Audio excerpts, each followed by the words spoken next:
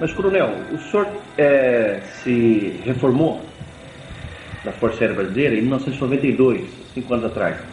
Não me passou pela cabeça de vir antes, conversar com os ufólogos e relatar isso? Eu sempre conversei muito com ufólogos, sempre conversei muito com o Banco Prete, sempre quando ele vinha ao Brasil entrava em contato comigo, com Irene Grande, com o Rafael Sempério do Lá, com vários ufólogos, tá? Mas nunca eu, de modo próprio, se eu quero falar na televisão ou não, nunca me pediram que escrevesse isso, que fizesse um livro, que escrevesse alguma coisa.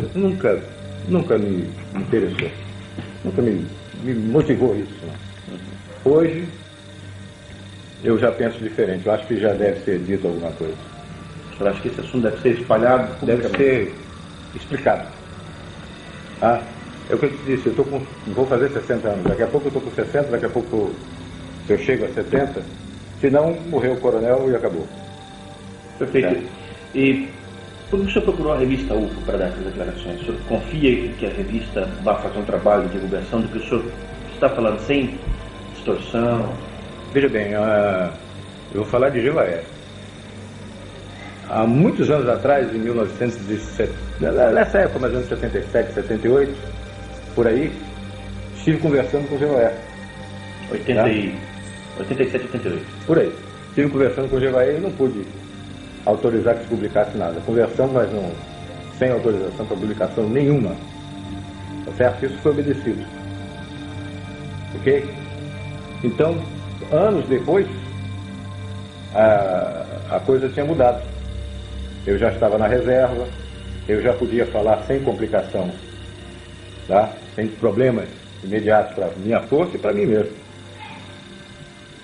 E por saber da seriedade da revista UFO, do GEVAER e dos amigos com quem eu sei, tá, que colaboram com a revista, eu conheço alguns, me dá mais tranquilidade de falar, se não há sensacionalismo, não há a conotação de sensacionalismo e publicar uma matéria por simples motivo de venda, vender o assunto, e sim publicar para esclarecer o assunto. Perfeitamente, muito obrigado. Não há interesse monetário nisso.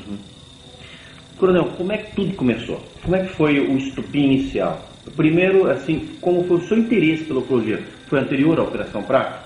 Não, veja bem, em 1952, 53, eu tinha 12 anos, para 13 anos, e estava na janela da minha casa em Belém e apareceu um objeto muito grande, tá, uma luz muito grande sobre a cidade. Eu vi, e no dia seguinte, estava publicado no jornal que tinha parado, inclusive, em cima de uma federação de escoteiros, Federação Educacional Infanto Juvenil, em Belém, FEIJ, F-E-I-J. Tinha uma competição de natação e tinha parado em cima realmente, todo mundo viu. Aí eu disse, olha, garoto, eu vi uma coisa e no dia seguinte estava no jornal. E aquilo despertou seu interesse? Eu sempre acreditei em vida extraterrena, sempre acreditei na possibilidade de que eles tivessem a curiosidade de estar nos observando, nos investigando, uma forma, num planeta com vida, alguma coisa de uma inteligência fora e estivesse observando, mesmo que o contato não fosse franco. O senhor chegou a entrar na aeronáutica por causa desse seu interesse pela vida fora da Terra? Sempre tive uma paixão muito grande pela aviação e pela vida militar.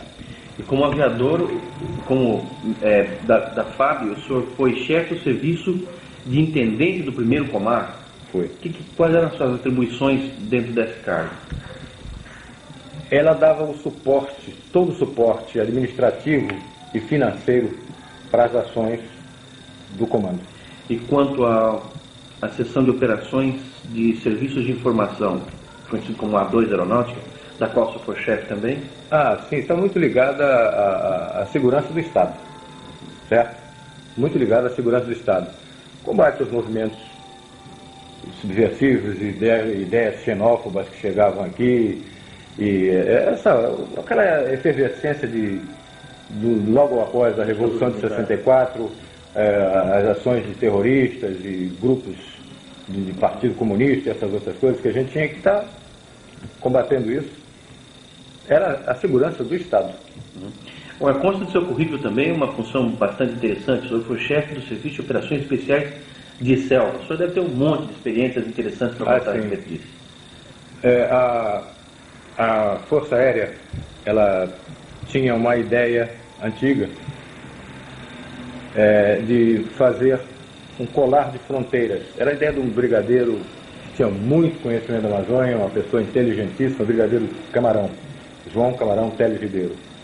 E ele tinha essa ideia da formação de um colar de fronteira, ou seja, de 200 e 200 quilômetros na orla da fronteira, um campo de pouso com uma missão religiosa, protestante ou católica, e um grupo de índios, uma assistência aos índios, uma pista de pouso, um grupo de religiosos para darem a assistência e a FAB dando suporte a tudo isso. Eu, como paraquedista, eu tinha também essa maior facilidade, maior adaptabilidade a esse tipo de missão. Teve muitas missões na muitas selva. Missões na selva. Conheceu muitos índios. Muitas tribos, muitos índios, abri muitos campos. Aculturados. Aculturados, não aculturados. E a gente sempre trabalhava em algumas missões, muito em contato, sempre coadjuvando as ações do Paraçá. Tá? Meu que grupo, é o Paraçá? Paraquedista de salvamento, Search and Rescue. Paraquedista de salvamento, paraquedista de SAR, Search and Rescue, serviço de salvamento. O senhor tomou conhecimento de algum tipo de descoberta ligada à arqueologia, ou alguma observação feita por militares na Amazônia, ligada a esse tipo de problema? Sim, alguns colegas, principalmente um que me lembro que relatou que sobrevoando no meio da selva ficou surpreendido por uma formação piramidal. Estava coberto por vegetação e parece que ali tinha havido algum núcleo de alguma civilização muito antiga e que, abandonada, a selva tomou conta. Mas havia uma formação piramidal nítida, com ângulos perfeitos de uma pirâmide. Isso aí foi encontrado, observado aonde? No Amazonas. No estado do Amazonas? Não posso te precisar exatamente, mas foi, se não me engano, na região do rio Javari. Foi-me relatado isso pelo coronel Valério. Está vivo ainda.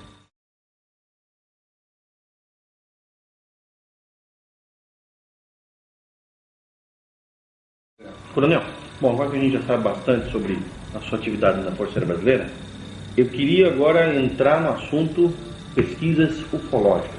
A sua primeira participação na pesquisa ufológica oficial dentro da Força Aérea foi a Operação Prato ou já houve alguma coisa antes disso? Não, de minha parte não. Eu nunca... Minha atividade era exatamente segurança do Estado, tá? As coisas que envolviam comprometimento da segurança nacional, tá?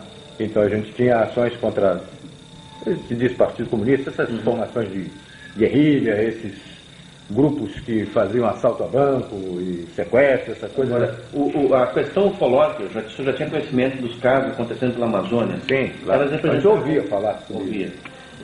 Elas representavam de alguma maneira interesse ou preocupação por parte das Forças Armadas de que fossem uma ameaça externa também à soberania nacional? Não, como ameaça externa não.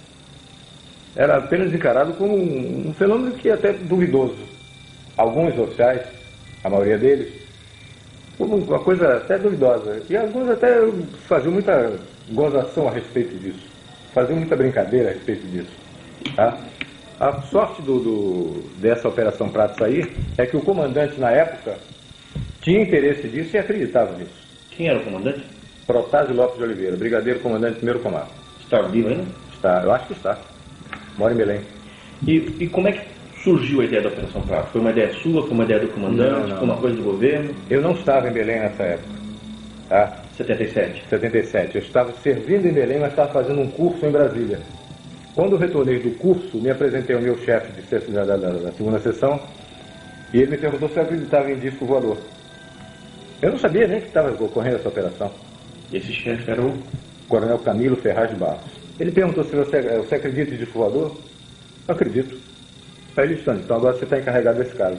Aí me deu a pasta com o início da operação para que eu tomasse conta do assunto e ficasse encarregado do caso. De onde veio a ideia da operação chamar-se Prato? De quem veio essa ideia? Essa ideia, eu dei esse nome porque o Brasil é o único no mundo, única nação no mundo que chama disco voador de disco voador. O francês chama de soucoupe volante. Soucoupe é pires. Soucoupe, pires voador. O português chama de prato voador. O espanhol chama de platilho volante. Tá? O inglês chama de flying saucer. Que é o pires. Eu sabia até como é que o russo chama também, mas não é disco voador. Não é. Tá? Então tudo é relativo a pires. Tá? Como a gente nomeia algumas operações, é uma espécie de código, e esse não podia ficar muito afastado da finalidade real da operação, não se poderia chamar a operação disco voador. Também não queria chamar de pires voador. E ficou mais um primo parecido dele, o Prato. Prato. Agora, o senhor disse que o senhor recebeu uma pasta desse seu chefe, quer dizer que já havia então em andamento alguma investigação a respeito? Sim, quando eu cheguei os agentes já tinham sido enviados para investigar. Por quê? Porque essa coisa estava acontecendo muito na região de Colares. É uma ilha que pertence ao município da Vigia, é uma ilha no litoral, já no água salgada, no litoral do Pará, frente à Baía do Marajó. O prefeito de Colares, da Vigia, mandou um documento, um ofício, o comandante do primeiro comar, porque essa coisa estava incomodando muito os pescadores. É uma vila de pescadores aquilo ali. E estava incomodando muitos pescadores. Eles não conseguiam mais exercer atividade, não conseguiam pescar. Porque eram sobrevoados, voavam em torno das embarcações. Às vezes alguns até mergulhavam do lado da embarcação. Tá?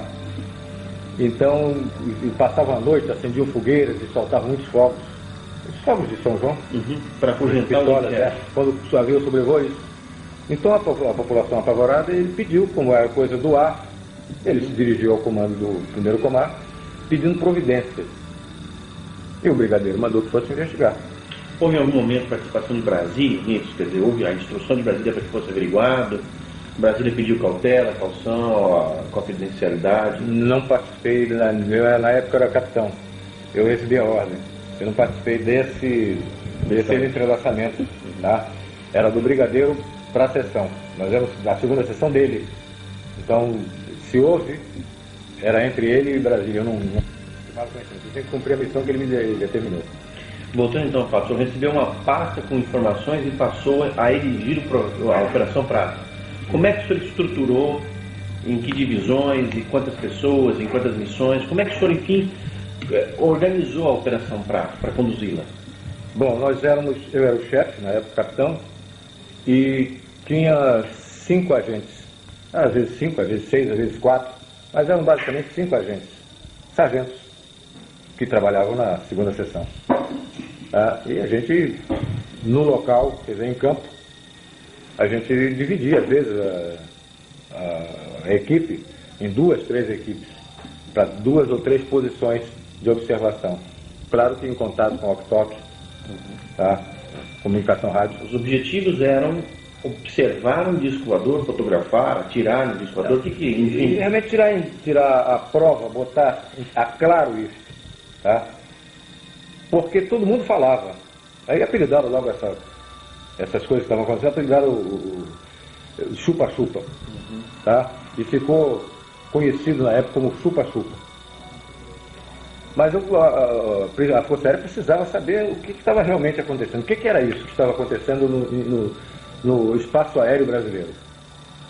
Porque nós temos a responsabilidade sobre o espaço aéreo brasileiro, como Marinha sobre a água territorial brasileira, o mar territorial brasileiro.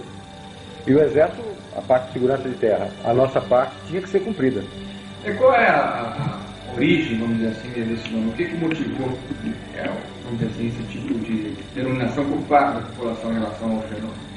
Bom, havia uma série de relatos de pessoas que tinham sido atingidas por uma luz e que julgavam que ele estivesse sugando o sangue das pessoas, porque realmente, depois a gente foi verificar, tinham algumas, principalmente mulheres, no seio esquerdo, uma marca, como se fosse 2 furos de agulha, tá?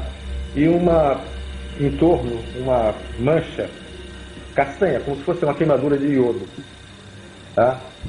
As pessoas diziam que tinham sido sugadas, o sangue tinha sido sugado, uma parte, uma parcela pequena do sangue tinha sido retirada. Então passaram a apelidar de chupa-chupa por causa desse fato. Porque uma luz vinha e incidia sobre a pessoa, e normalmente nas mulheres do seio esquerdo, homens no braço, na perna. Qual era a proporção? Quantas mulheres para quantos homens de média? Mais ou menos 8 para 10, em 10, 8 mulheres. Verdade. Em 10 casos, 8 mulheres. E vocês documentaram os efeitos físicos, as marcas, as pessoas, foi tudo documentado? Foi visto, foi analisado, foi visto por médicos. Tá? Tanto que visto como parte da operação? Alguns foram conosco. Não me lembro o nome deles. Quando vocês começaram as suas vigílias, então, e tiveram logo de imediato, aliás, o que aconteceu, as comprovações, as filmagens, alguma coisa assim? Não. Eu vou te dizer, sinceramente, eu entrei como advogado do diabo. Eu entrei para desmistificar isso. Para dizer que essa coisa não existia, que era vamos dizer, uma alucinação coletiva, que alguma coisa estava sendo vista que não era realmente nada de extraterrestre. Tá? Você imaginava que fosse o quê? Não sei, aves, a plumagem de uma coruja refletida refletindo a luz da lua, alguma coisa dessa natureza. Mas tá? nunca que fosse nunca sério. que podia imaginar até que fosse, mas não acreditava que estivesse vendo isso. E eu fui para ver se era realmente isso. E em quanto tempo o senhor teve essa confirmação? Eu passei 2 meses respondendo não para o meu comandante. Eu, quando voltava, passava uma semana e voltava no fim de semana para conviver um pouquinho com a família. O senhor passava semanas inteiras No mato. Tá? E voltava fim de semana e a minha resposta para o comandante era não. Ele perguntou: você viu alguma coisa? Não. Eu vi luzes, mas nunca vi luzes que piscavam, passavam abaixo assim, mas nunca nada. Era realmente muito estranho. Mas eu não podia dizer o que era. Não vi. Eu via luz, mas vi luz, não sei o que é isso. E ao menos isso durante a noite? Durante a noite. Durante o dia você tinha alguma atividade também incorporada ao projeto? Também. Operação Praça? Entrevistas, a gente ia procurar ver as pessoas, entrevistar, preparar os locais onde a gente poderia ir de noite. A gente sabia que na noite anterior apareceu em tal lugar. A gente tinha várias informações a respeito daquele lugar, então provável incidência seria naquele lugar e a gente se deslocava para lá. No lugar mais provável do acontecimento. Vocês tinham também acompanhamento do fato, coletando informações das testemunhas? Isso, sempre fazendo, botando o nome da pessoa, para colocar no relatório. Um formulário próprio, um procedimento, uma metodologia de coleta. Isso. E a gente sempre botava o nome da pessoa, localidade, horário, como foi, descrição de cada fato de perfil. Tá? Na mesma localidade aconteceram 3 casos naquela noite. A gente ouvia as 3 pessoas. Que tipo de descrições que as pessoas davam, as mais comuns? Não, tinha algumas estranhas e que a gente foi depois comprovar que eram realmente tinham acontecido. Desmaterialização de parede inteira, de telhado. Como assim? A primeira senhora que eu entrevistei em Colares, eu tinha saído de helicóptero de Belém para Colares. Pousamos em Ibituba para colher uns dados, fica perto de Colares. E decolamos de helicóptero para Colares. Chegamos em Colares e eu fui ouvir uma senhora que tinha sido queimada por esse tal do chupa-chupa que falava. Eu vi, realmente, ela me fez a exposição do seio esquerdo, tinha marca, como eu descrevi, marca castanha, como se fosse uma queimadura, e 2 pontos, tá? De perfuração, às vezes era 1 ponto, tá? Quando nós estávamos conversando com ela, ela me descreveu que estava sentada numa rede, fazendo uma criança dormir, tá? E de repente o ambiente começou a mudar de temperatura. Começou a ficar uma temperatura estranha. Ela achou esquisito aquilo, mas nunca ia imaginar o que queria ocorrer a seguir. Ela, deitada na rede, viu que a telha começou a ficar avermelhada como se você tivesse chegado um charuto numa folha de papel. Ela foi ficando avermelhada, depois ficou vendo o céu. A telha desapareceu. Ficou como se fosse um vidro. Ela via o céu. Tá? Ela via do outro lado, ela estava vendo as estrelas. Tá? Aí eu fiquei mais preocupado ainda, fiquei mais curioso ainda. E esse povo parecia ser sincero. E desse buraco que ela falou, que apareceu, veio uma luz verde, primeiro, que ela ficou meia dormente, e logo em seguida um raio vermelho. Uma luz vermelha, um raio vermelho. E atingiu o seio dela. O seio dela, seio esquerdo. Sempre do lado esquerdo. A maioria das vezes do lado esquerdo. Na hora que nós estávamos falando, que ela estava explicando isso, uma menina disse, olha, está passando aqui em cima. Em aviação a gente divide o céu em 8 partes. Tá? Questão de meteorologia. Ou seja, o céu com 0 oitavos, ele está claro, sem nuvens. Sem nuvem nenhuma. Com 1 oitavo tem poucas nuvens, 2 oitavos, até 8 oitavos está completamente cheio de nuvens. Tá? Nesse dia o céu estava com, vamos dizer, 5 oitavos. Quase todo coberto. Num buraco, quando eu saí da casa, eu estava conversando com essa senhora. Quando eu saí da casa, eu realmente vi passar num buraco da nuvem, que a moça estava apontando, passou uma luz, com velocidade razoável, não era muito veloz, e piscava. Piscava sempre, ó, uma oscilação de 1 segundo. Isso. Piscando, passou na direção norte. Tá? Eu olhei e disse, pô, pode ser até um satélite, porque o satélite até às 8h30 da noite ele ainda tem a iluminação do sol. O satélite artificial nosso, sim. E ele podia, por algum movimento de rotação dele, alguma coisa, ele está emitindo aquela luz piscante. Só que essa luz voltou. Logo em seguida ela voltou, o satélite não volta. Ficou mais estranho ainda. Mas eu não podia dizer que isso era um disco voador. Eu não estava lá para dizer que aquilo, qualquer coisa que aparecesse era um disco voador. Eu estava a tirar limpa essa história. E essa era a minha missão. Na região, por parte da Força Aérea, existia algum tipo de equipamento de radar que pudesse confirmar ou ser utilizado para acompanhamento desses fenômenos? Não, só no aeroporto de Belém é radar fixo. Radar do aeroporto e radar fixo. O que significa radar fixo? O radar faz parte do serviço de controle de tráfego aéreo. Tá? Esses ataques, coronel, que estavam acontecendo às pessoas, que já estavam acontecendo com uma certa frequência, eles eram comunicados ao governo do estado, às autoridades estaduais ou das autoridades municipais? Sim, claro.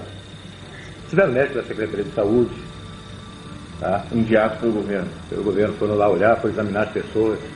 E daí, eles confirmaram os fatos? Eles ouviam o lugar queimado e examinavam, tomavam depoimento do paciente, procuravam, mas não fazer mais nada, porque não tinha, isso não acarretava nada. As pessoas se recuperavam facilmente? Elas ficavam muito apavoradas, algumas diziam que tinham ficado enjoadas, ficavam dormentes por alguns dias. Um cidadão uma vez veio nos procurar, ele tinha, próximo da casa dele tinha aparecido uma luz dessa, mais próximo, tá? E focou na direção dele, já não era mais essa luz vermelha, era uma luz com o foco de um helicóptero, mas não era helicóptero, era realmente uma nave. Ele correu dentro de casa, pegou uma arma, uma espingarda e apontou para de onde vinha essa luz. Veio uma luz mais forte, ele caiu, ficou dormente, ficou uns 15 dias com problemas de locomoção. Tá? Mas não houve nada sério, ele não foi atingido por nada, assim que por um projetil ou qualquer coisa dessa natureza.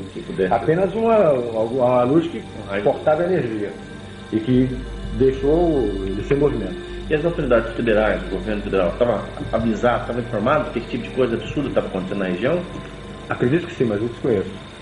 Eu apenas recebi a ordem do meu comandante, não há nada disso. E esses depoimentos que o senhor tinha dessas pessoas aconteceram logo no início da Operação Prato? Logo no início.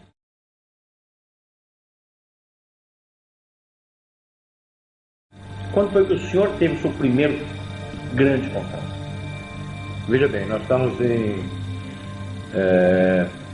tivemos a informação de que na Ilha do Mosqueiro, tá, num lugar chamado Baía do Sol, a Ilha do Mosqueiro é uma balneário em Belém, tá?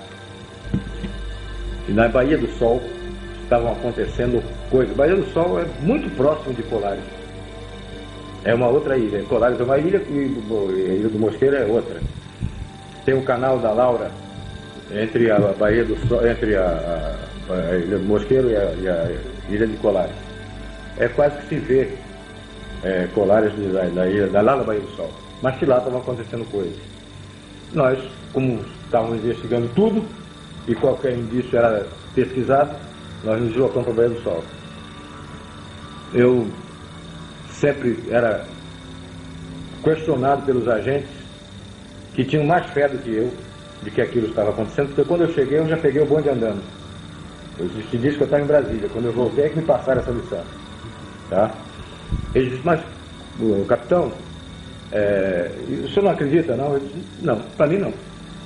Para mim isso alguma coisa que eu ainda preciso saber o que é.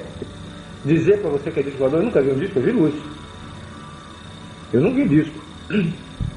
Então para mim isso não é disco voador, não é prova que eu fique satisfeito. Eu estou vendo coisas estranhas, mas não posso lhe dizer o que é. E um deles, o suboficial Flávio, ele até brincou comigo, o senhor não quer que essa coisa dê uma volta em cima do senhor, acenda a luz, faça tudo, faça uma voltazinha em cima do senhor, um passeio, só para o senhor acreditar. Eu disse, mas seria interessante isso. Já fica difícil uma luz dessa fortuita, uma coisa que pode ser uma coruja, ela adivinhar que você está brincando desse jeito. E, por coincidência, na Baía do Sol aconteceu isso. Nós estávamos conversando e... Que dia foi, senhor tem? Mais ou menos novembro, outubro, novembro, foi logo no início da operação. 77. Né? 77, Apareceu uma luz, tá? Veio de norte, no sentido norte-sul, na nossa direção, a média altura, tá? E realmente quando chegou, ela se deteve e fez um círculo em torno, depois foi embora. Aí eu levei uma gozada da turma, do sargento, e agora, cara? Eu disse, não sei, ainda não vi. Tá? A luz era de que jeito? Você, sabe essa solda de metal? Maçarico? Não, essa solda elétrica. Quando era menino, os caras soldavam um brilho de bonde, fica aqui, que a gente não consegue enxergar. Tá? Um brilho azul, forte. Era isso. Era um brilho dessa natureza, azul, muito azul. Mas dava para se ver, não se via a forma, se via a luz. Vocês fotografaram esse objeto? Fotografamos. Levamos um baile de 2 meses. Não saía nada. A gente enchia o quadro da fotografia, via, eu estava vendo a luz forte, fotografava, pô, agora vai sair. Não saía nada. Não vimos nada. Quando a gente pegava o negativo, não tinha nada. Várias vezes aconteceu isso? Várias. Nós levamos um samba de 2 meses. Até que aconteceu uma coincidência. Eu acho que coincidência não existe, mas aí foi um fato inusitado. Eu estava analisando e muito triste, muito chateado, porque eu não conseguia imprimir aquelas imagens na emulsão fotográfica.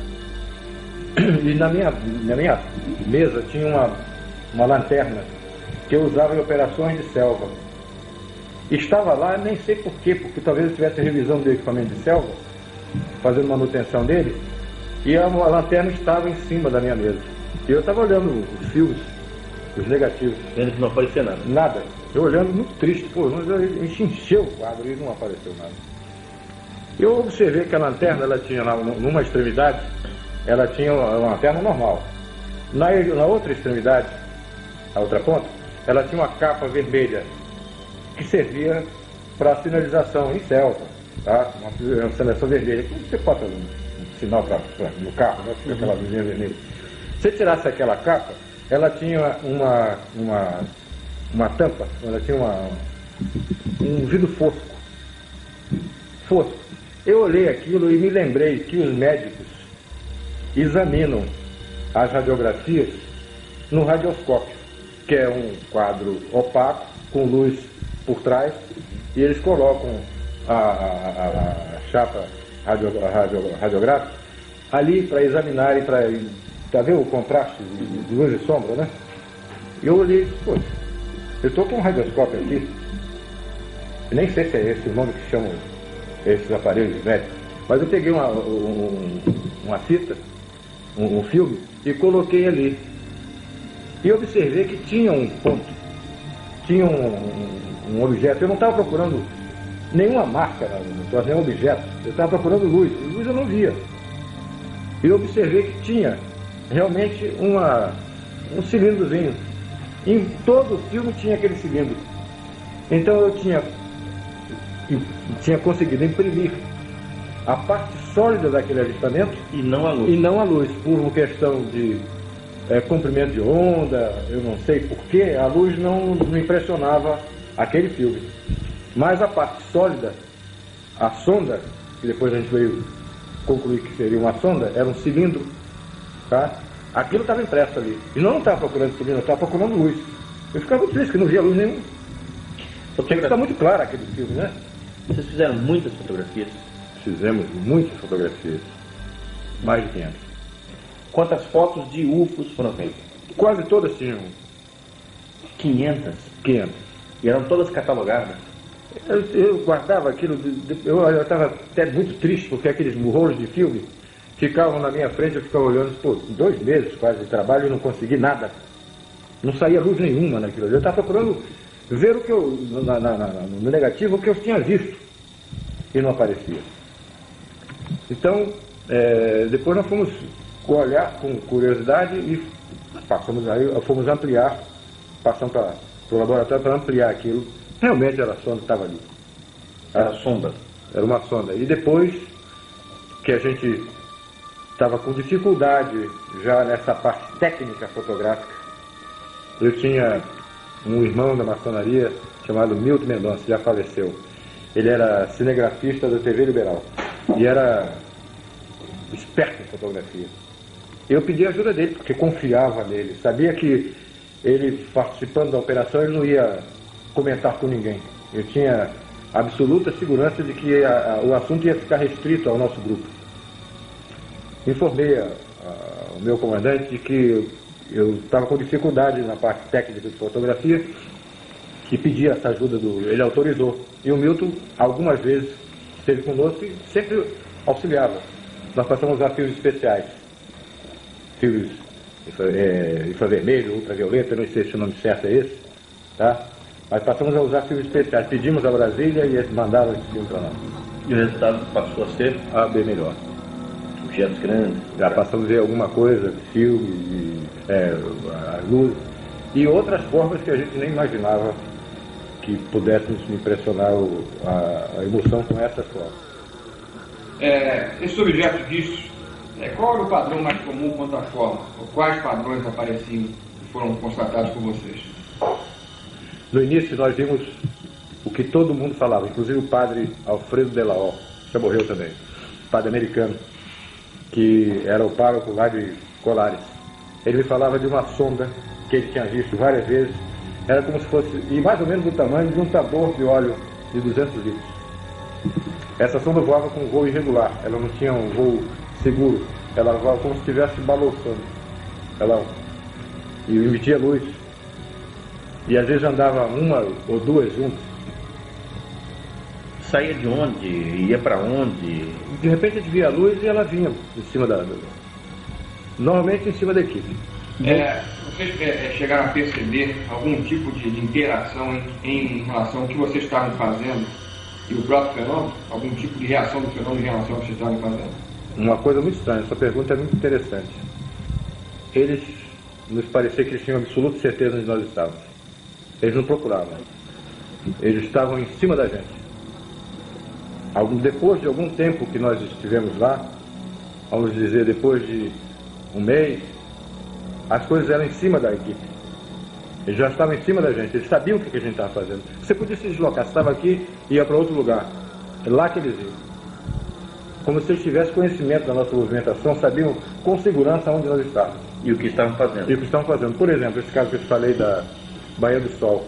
Nessa época, o pessoal já está terminando a aula e aí fica muita gente na praia, né, à noite, o pessoal, a rapaziada, a juventude namorando, e vamos dizer, tem umas 100 mil pessoas ali na orla, no fim de semana. Pô, eles não apareceram em cima da gente, lá na Baía do Sol.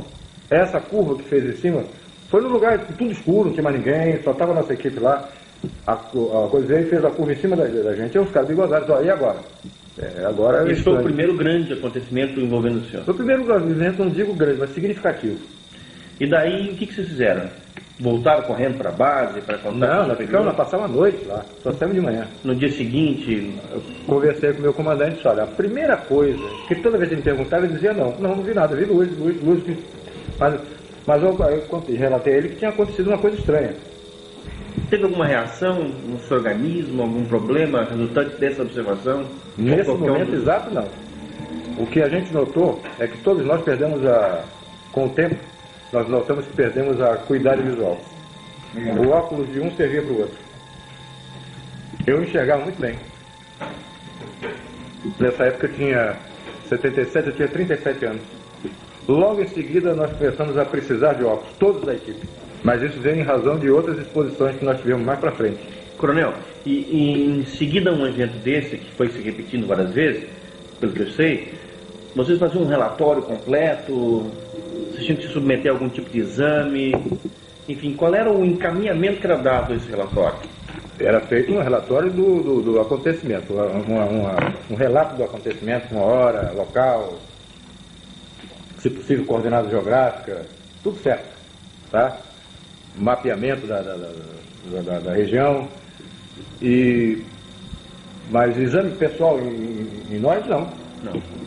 Nós sempre fomos pessoas de confiança do comando. No estado eu digo exame físico. Não. Para ver se tinha algum problema, sempre. Não. E o comandante, quando recebeu a notícia de que alguma coisa finalmente havia acontecido, que lhe havia convencido, como ele reagiu? Ficou mais satisfeito, mais alegre. Me pareceu, a reação dele foi de muito agrado. O senhor comentou esse fato com alguém fora da base, fora da Operação Prato, seus familiares, amigos em Belém? Minha mulher sabia das coisas que eu estava fazendo. Eu conversava com ela, conversei com meu irmão, mas fora disso não. E pedia sempre reserva. Eles me perguntavam por que eu, quando telefonava para casa, não está numa operação aí, tá. Eles sabiam, eu sou que era conhecido. Minha família é muito conhecida ali na Ilha do Mosqueiro. O teu irmão estava lá no Mosqueiro, eu vi. Ele estava lá vendo o negócio do chupa-chupa, ele me perguntou, ele falou, não, eu não estava vendo não. Eu vi. Eu estava lá em missão. Esses fatos foram se repetindo? Novas observações grandes? O que mais o senhor se lembra para nos contar? Bom, como a Baía do Sol tinha sido um local muito favorável, nós passamos a frequentar a Baía do Sol com muito mais frequência, muito mais assiduidade. Nós tínhamos amigos no Serviço Nacional de Informações, SNI. Tá? O SNI não tem nada a ver com isso. Ele nos preocupa, isso é assunto da Força Aérea. Mas os caras que estavam no SNI, que eram nossos conhecidos, tinham a curiosidade de ver. Saía muito isso no jornal. Todo mundo em Belém comentava. Eu vou no comentário de manhã à noite. De que havia uma operação da FARC? Não, de que havia esse avistamento. Tá? Uhum. E eles sabiam que nós estávamos... E a população não sabia que havia operação da FARC? Sabia. Sabia, sim. A Operação Prato? Não sabia do nome, sabia que a aeronáutica estava olhando. Sabia que tinha. Sabia que o cara era sargento, que eu era capitão, sabia. Tá? Mas não sabia não sabia do resultado o que a gente estava fazendo. Sabia que a gente estava olhando. E eles pediram para ir numa operação dessa conosco. Como era perto de Belém, vocês podiam ver também. Eu disse, por mim não tem problema nenhum não. Mas peça ao seu chefe lá. O chefe do Serviço Nacional de Informações, na época, era da Aeronáutica também. E foi meu instrutor de voo, que era o Coronel Filemon. O Filemon autorizou que eles fossem, mas não era operação do SNI. Era mera curiosidade, como qualquer outro cidadão podia ter. Eles queriam ver aquilo. E queriam ver com a equipe que eles conheciam, que estava fazendo um trabalho sério. E estavam nos locais que já por experiência eram os mais prováveis. Então não teriam nenhuma possibilidade de perder assim muito tempo. Eles foram, marquei, foi interessante isso que meus filhos tinham pedido para comprar uma árvore de Natal pequena. Eu tinha uma árvore montada grande em casa, mas eles queriam para eles uma pequenininha, coisa de criança. E eu fui buscar eu tinha que buscar essa árvore de Natal num supermercado grande que tem lá, não me esqueço o nome. Pão de Açúcar, uma coisa assim. Jumbo. Mercado Jumbo. Mas era da rede Pão de Açúcar. Não estou fazendo comercial do Pão de Açúcar, né? Então eu disse para a minha equipe que o Milton Mendonça estava nesse dia, esse cinegrafista do TV Liberal, que estava por mera contribuição, ele não era obrigado a isso, ele apenas nos ajudava. Aí autorizado, era do conhecimento do comando. E nós chegamos lá às 6 horas da tarde, montamos o equipamento fotográfico, montamos tudo, tá? E ficamos num lugar escuro, reservado, ficamos observando, ver o que viria. E eu disse, olha, mas hoje eu vou voltar mais cedo. Tem que estar em Belém às 8 horas, porque eu vou pegar minhas crianças e vou ao supermercado fazer a tal da compra da arvorezinha de Natal. Às 6h30, mais ou menos, passou muito alto. Passaram 3 pontos luminosos alinhados. Muito alto. E a grande velocidade. A velocidade, eu sou da Força Aérea, conheço avião, é maior do que a velocidade de um avião de linha. Estavam voando muito alto no sentido oeste-leste, ou seja, da Cordilheira dos Andes para o Atlântico. Muito alto. Passaram os 3, uma velocidade muito grande. E, 7 horas da noite, mais ou menos, da região do norte para o sul, ou seja, da Califórnia, Triângulo das Bermudas, para Brasília, nesse sentido, mais ou menos. Passaram 2 objetos, 2 luzes piscando, alinhadas também, uma atrás da outra. Passaram no sentido norte-sul. Esperamos mais um pouco, começamos a desmontar, e o pessoal do SNI não chegava. Esses amigos não chegavam. Eu não podia esperar.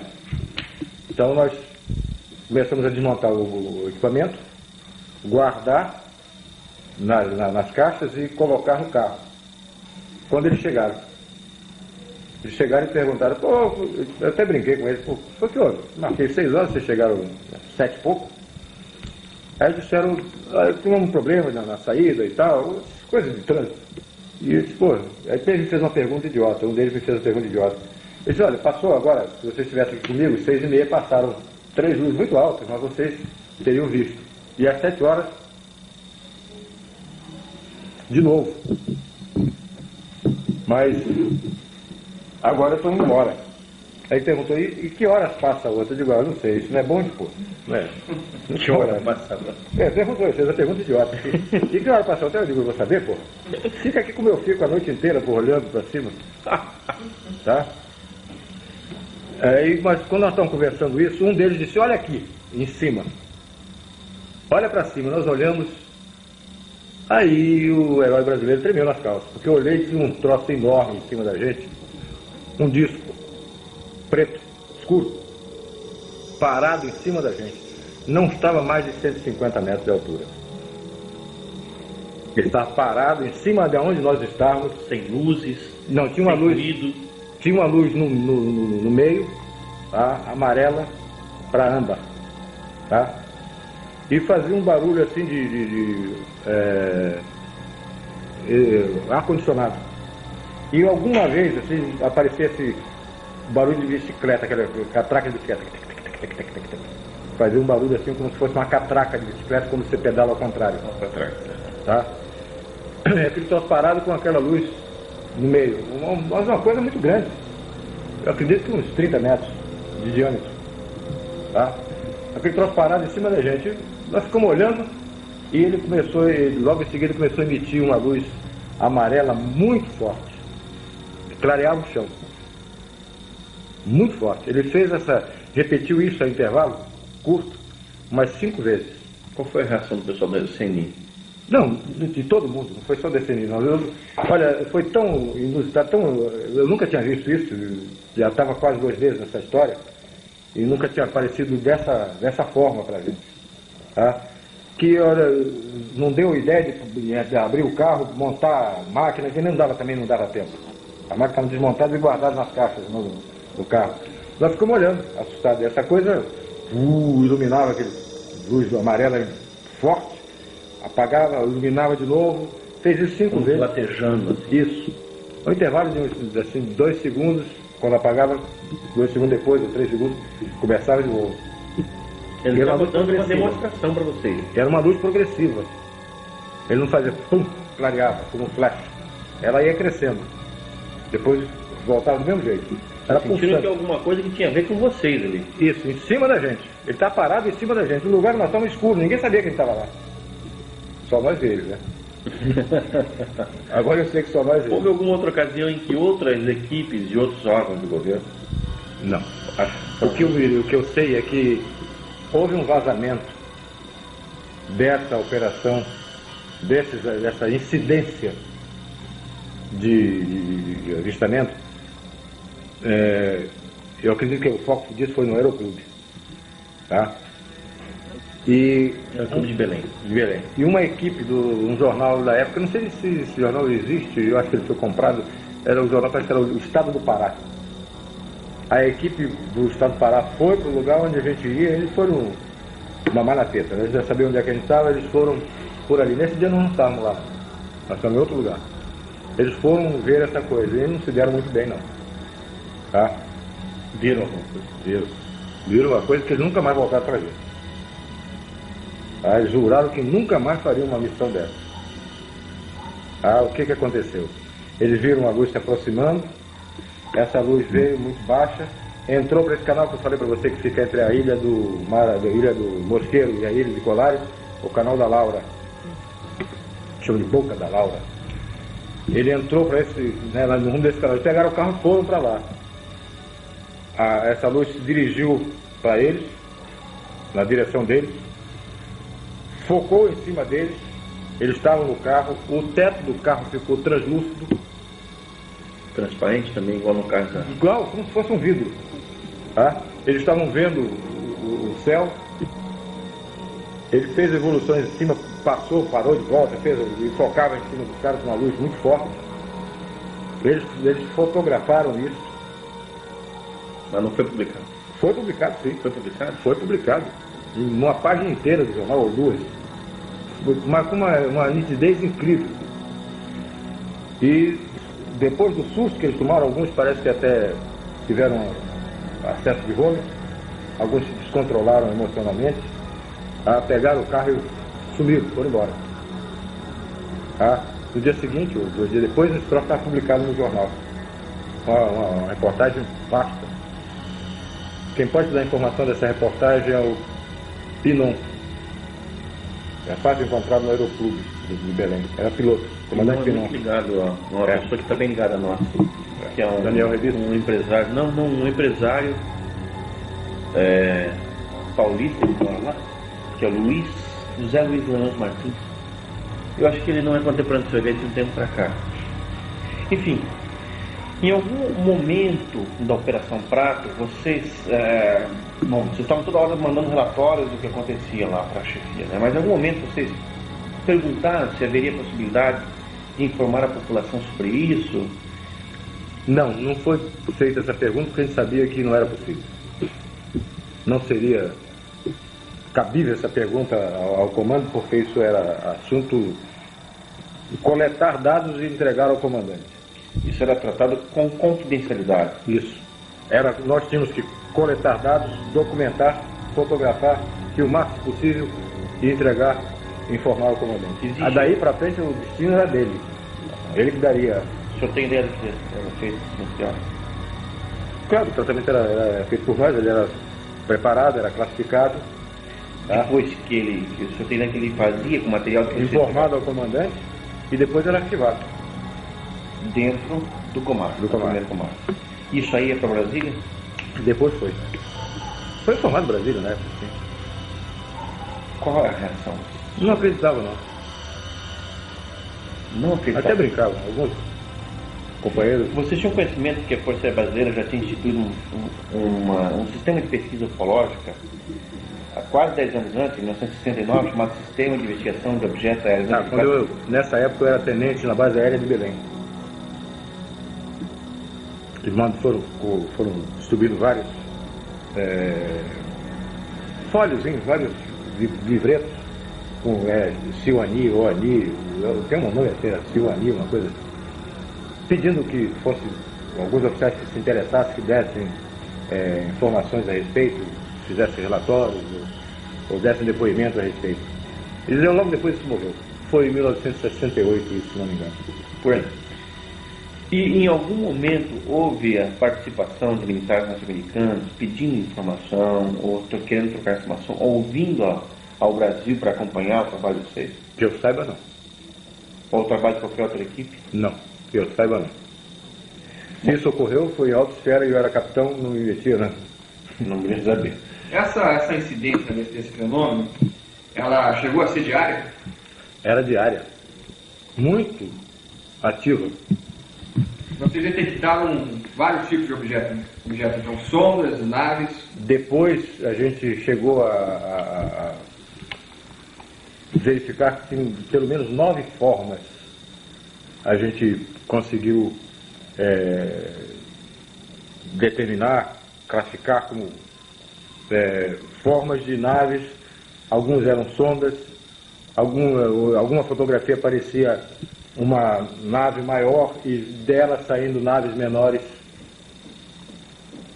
Depois essas naves menores voltando para essa nave maior. Tudo isso como se fosse uma nave mãe recebendo ou naves ou sondas menores. Isso foi documentado fotograficamente? Foi. E filmado também. Quais eram os equipamentos que vocês utilizaram para registrar todo esse material?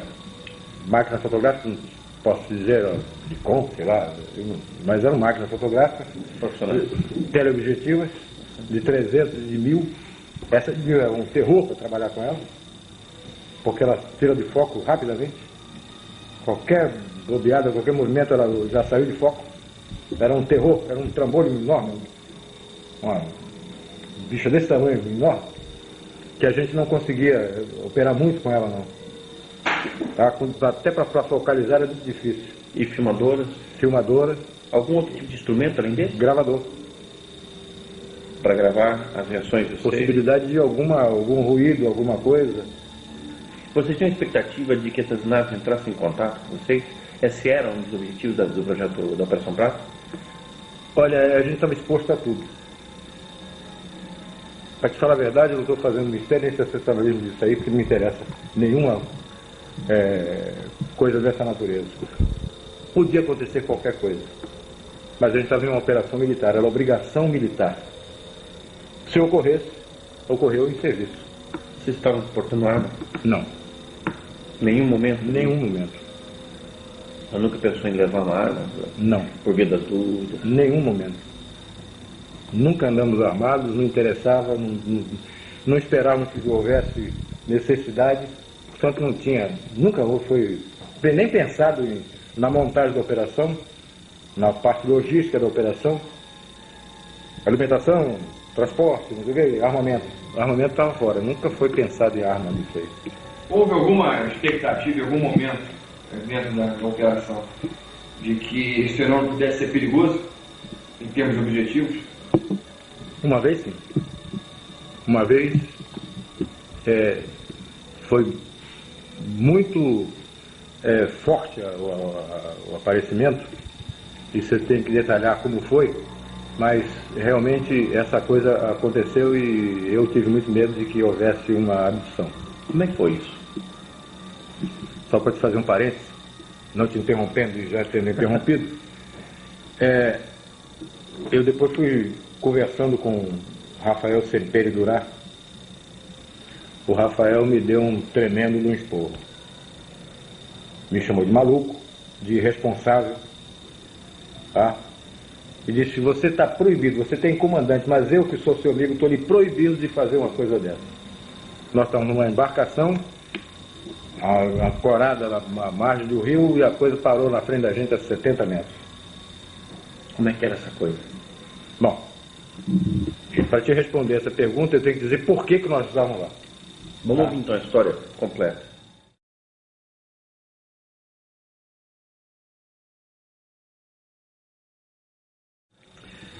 Tem um amigo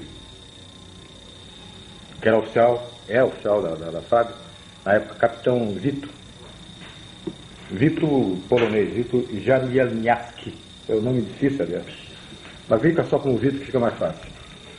E o Vito gostava muito de pescar. Ele estava pescando esse rio gostoso de pescar, muito fácil. Pois é, ele pescando, ele conseguiu, ele soube de um caso, ele sabia que eu estava, toda a Força Aérea sabia que a gente estava nessa investigação. Ele soube de um caso de um rapaz que trabalhava como, ele apanhava barro para essa olaria, tá? Ele tirava barro lá no rio para essa olaria. E ele soube de um caso que ocorreu com esse rapaz e sabia que eu estava investigando e foi me procurar, me contando sobre o Luiz. Essa olaria era a olaria Koiffer, de Paulo Koiffer, dono do Foto Koiffer lá em Belém. Keuffer, K-E-U-F-F-E-R. E ele me falou sobre esse Luiz. Eu mandei buscar o Luiz. Mandei um agente lá com um carro apanhar o Luiz, que eu queria conversar com ele. Ele me contou um fato incrível. Ele, quando estava colhendo barro, ele viu vestígios de que havia caça comendo restos de flores de uma árvore que estava em floração, tá? Na beira do rio. Ele acompanhou e viu onde é que essa caça comia. Era a paca. Você conhece a paca? Conhece. A paca, tinha uma paca comendo nesse lugar. Eu disse, pô, eu vou voltar para pegar essa paca, tá? Vou matar essa caça aí. Levou o barro para a olaria, esvaziou o batelão, era uma embarcação de uns 7 a 9 metros, tá? motor de centro. Ele foi, deixou o barro lá, esvaziou a embarcação, passou na casa dele, apanhou uma espingarda e voltou para lá de dia. Preparou um giral, onde ele pudesse ficar, numa árvore baixa, armou uma rede e ficou com a lanterna e a espingarda lá para esperar que a caça chegasse para ele atirar. Escureceu, ele estava lá em cima no giral, sentado na rede dele lá, esperando ouvir algum barulho para começar a se preparar para atirar na caça. E passou por cima dele uma luz muito forte. A luz passou e logo depois voltou e parou em cima dele. Parou em cima do centro dessa nave que ele me descreveu, e não era de forma discorde, não. Era uma forma como se fosse a cabine de um Boeing, uma forma elipsoide. Do bojo dessa, do ventre dessa nave, abriu uma porta e desceu um ser, com forma humana. Desceu, eu perguntei a ele se desceu por escada de corda ou de metal, alguma coisa assim. Ele disse, não, ele desceu sim, tinha um foco de luz. Ele desceu, né, com os braços abertos assim, forma de delta. Ele desceu. Quando ele se aproximou, quando ele viu aquele ser descendo, ele pulou fora. Ele pulou dali onde ele estava e se escondeu próximo. E ficou observando, botou um galho, um ramo de árvore no rosto, e ficou vendo o que estava acontecendo. Esse ser chegou, tinha uma luz vermelha na mão. Ele não era uma lanterna que ele segurasse, era uma coisa que talvez estivesse por aqui, assim, na palma. Ele, uma luz vermelha na mão, ele desceu, examinou a rede dele, examinou o lugar onde ele estava, e ele está com um ramo de folha na frente, lá, olhando, escondido lá, morrendo mesmo. Esse ser depois não procurou, não ficou vasculhando, procurando onde ele estava. Ele foi direto onde ele estava. Ele focou direto onde ele estava. Era uma luz vermelha. Quando ele viu que tinha sido localizado, ele correu por dentro da vegetação. O rio ali sofre muita influência, sofre total influência da maré. Ele baixa e sobe de acordo com a maré. Vira uma lama para isso. Ele saiu por ali, para aquela margem, tropeçando em tronco, em raízes, e com dificuldade de caminhar. Esse ser voltou para a nave, e a nave passou a entrar na calha do rio. E perseguia ele a baixa velocidade, baixa altura, estava dentro do rio. A altura das árvores. Algumas vezes até abaixo da copa das árvores, no cavado do rio. E acompanhando, mas bem devagar, e ele estava com dificuldade de andar. Como ele pretendia caçar e voltar, ele não entrou com o barco, porque senão o barco seria encalhado com a baixa da maré. o barco ficou num lugar onde tinha flutuabilidade. E nesse barco tinha um garoto de 9 anos de idade, na época, e um amigo dele que ficou tomando conta do barco.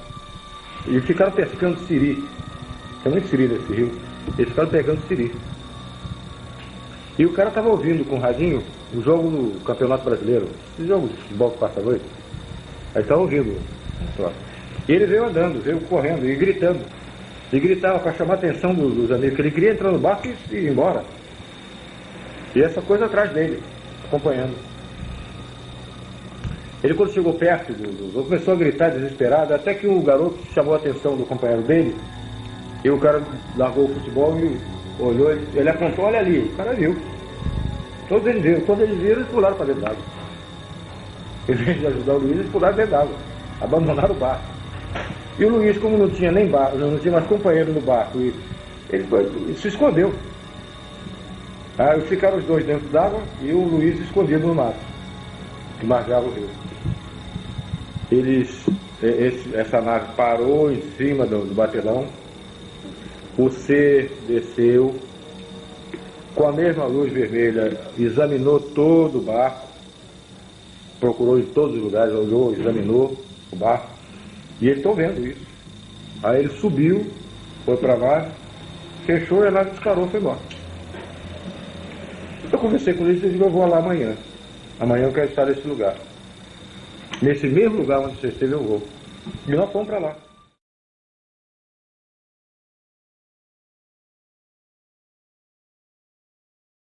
Conversamos com o Paulo Costa, que é o dono da olaria, ele autorizou e nós fomos para lá.